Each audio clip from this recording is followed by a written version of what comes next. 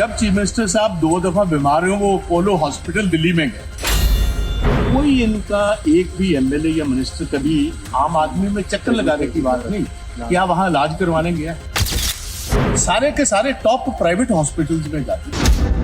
2 साल का तकरीबन 1500 करोड़ का तो पंजाब का नुकसान हो। डॉक्टर्स है नहीं, दवाई है नहीं, मशीन्स है नहीं, स्टाफ है नहीं। 2 साल के बाद पंजाब का इतना नुकसान करने के बावजूद, और मेरा जो सवाल था हेल्थ मिनिस्टर के पास कि जो बेसिक इंफ्रास्ट्रक्चर था हेल्थ का वो आपने खत्म कर दिया। आम आदमी पर मैंने इनको पूछा कि आप बताइए, चीफ मिनिस्टर से लेकर कोई इनका एक भी एमएलए या मिनिस्टर कभी आम आदमी में चक्कर लगाने की बात नहीं कि आप वहां इलाज करवाने गया। क्योंकि जब चीफ मिनिस्टर साहब 2 दफा बीमार हुए वो अपोलो हॉस्पिटल दिल्ली में गए। इनके मिनिस्टर जब बीमार होते हैं सारे के सारे टॉप प्राइवेट हॉस्पिटल्स में जाते थे। Never go. मैंने कहा आप काम करें। सो अब ये इसी बात पर आ रहे तो उसका मतलब 2 साल का तकरीबन 1500 करोड़ का तो पंजाब का नुकसान होगा। हमारा एग्जिस्टिंग इंफ्रास्ट्रक्चर खत्म कर दिया। डॉक्टर्स है नहीं, दवाई है नहीं, मशीन्स है नहीं, स्टाफ है नहीं।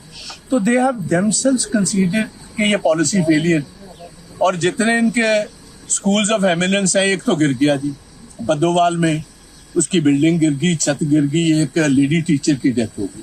तो इट्स अ फेल्ड गवर्नमेंट। बात इतनी। कल भी हेल्थ डिपार्टमेंट की मीटिंग थी, उसमें कहा गया 100 और क्लिनिक सरकार खोलेगी। 400 पीएचसी बंद करके इन्होंने आम आदमी क्लिनिक। आप मुझे बताएं, ये आम आदमी क्लिनिक्स का एडवांटेज किसको है? ये प्राइमरीली जैसे हमारी डिस्पेंसरीज थी, वो डिस्पेंसरी किसी का ब्लड प्रेशर चेक करना है, किसी का छोटा मोटा बीमारी है, जो बेसिक बीमारी है उसका इलाज पहले ही चलता था।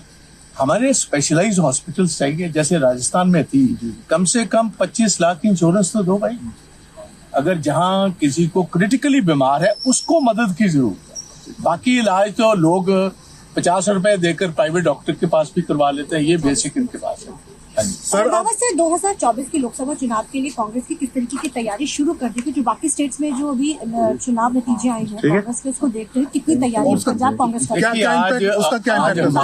हमारे जो इंचार्ज है स्टेट का, हरीश चौधरी जी आए थे और इम्पोर्टेंट कांग्रेस के लीडर्स के साथ चर्चा हुई है। उस चर्चा में इन्होंने सारी बात, हमारी जो तैयारी है वो हमने बता दी है कि we are fully geared up, we are fully prepared to take on the present government. National level पर भी बीजेपी जो पंजाब के साथ धक्का कर रही है वो सारे इश्यूज हम लेके जाएंगे लोगों में, क्योंकि ये नेशनल इलेक्शन होगी। जो नेशनल गवर्नमेंट है मोदी साहब की, जो उन्होंने पंजाब का हक मार रखा है। देखिए, हमारे पास कोई पोर्ट नहीं, हमारे पास एक ड्राई पोर्ट था हजारों सालों से, जो सिल्क रूट था अमृतसर वाला, लाहौर, अमृतसर, उसके बाद फिर रावलपिंडी और फिर सेंट्रल एशिया को जाता था। ये मैं समझता हूँ अंडर स्ट्रेटेजी पंजाब का नुकसान करने के लिए कई सालों से सेंट्रल गवर्नमेंट ये बंद रखा हुआ। आप देखिए, अगर आप लॉ एंड ऑर्डर की बात ही करते हो तो आपका व्यापार कई सारे और देशों से चलता है जिनके साथ आपके ज्यादा अच्छे संबंध नहीं है। तो इसलिए अगर मेरा मानना है कि पाकिस्तान का अटारी बॉर्डर खुलेगा, पंजाब की तभी तरक्की होगी। अगर पंजाब की तरक्की होगी, दोनों पंजाबों की, तो एक वेस्टेड इंटरेस्ट बनेगा लोगों का पीस को स्टैब्लिश करने में। दोनों देशों में अगर शांति लानी है, तो अगर कारोबार चलेगा, लोग प्रफुल्लित होंगे, तो अपने आप एक वेस्टेड इंटरेस्ट होगा पीस को मेंटेन करने का। शुरू होना चाहिए। हाँ जी, 100% होना चाहिए। और इसीलिए देखो, पंजाबी नौजवानों के पास रास्ता क्या है? अपनी जमीन बेचो, अपनी जायदाद बेचो और बाहर जाओ।